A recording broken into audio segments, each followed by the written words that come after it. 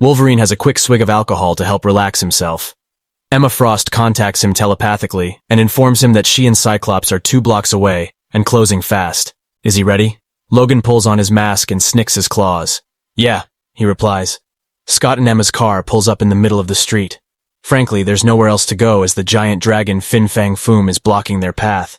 Elsewhere, it's nighttime, and Hisako is with her father. As they drive through the city, she says that she is sorry she wasn't there. He replies that, if she were, she would have been in the car with them, and I could have protected them. She replies. He says perhaps, but she could have died too. They soon arrive at the family home where several other family members have already gathered. Back in the city, Emma and Cyclops take cover behind a truck, and Scott asks if the cops have cleared the buildings and streets. Emma says it's all clear. When he asks if she can get inside its head, Emma replies that she's tried but there's nothing there. Just a low-level hum that she cannot yet identify. Scott looks up as Fin Fang Foom's shadow crosses their path. It appears to have identified them. They quickly take cover as it spews a wall of flame and acid. Up above, Wolverine jumps onto the giant's back, sticking his claws into its thick hide.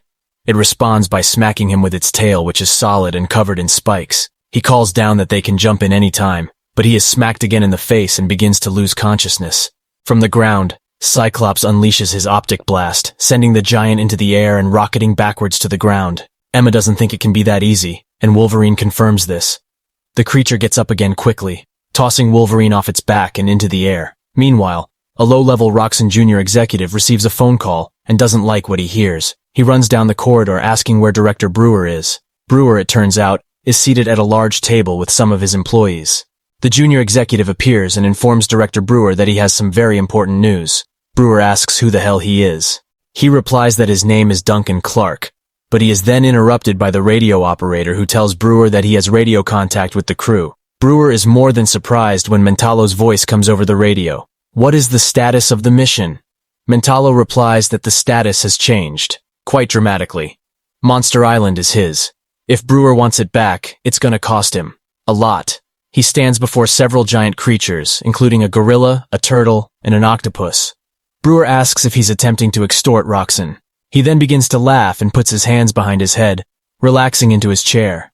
He tells Mentalo that the answer is no. Mentalo says he takes it they haven't got the news out of Tokyo yet. Clark leans over and informs Director Brewer that Tokyo is under attack by a monster. Listening to that, Mentalo smiles. A news report is showing live video of the X-Men battling a dragon-like monster in downtown Tokyo.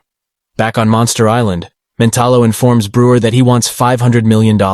Brewer says that's ridiculous, and Mentalo agrees. He ups the figure to 8 in bearer bonds. He has 24 hours. Brewer looks up at an advisor and asks about the Tokyo refinery. The guy informs him that they finally got through to them a few minutes ago, and they're still operational.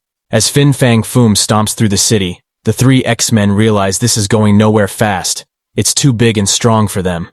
Scott says they should kill it. 3 armed guys then appear, and their leader identifies himself as Evan Graves, Deputy Chief of Ops in Tokyo. Graves replies that there's a few things he probably doesn't know.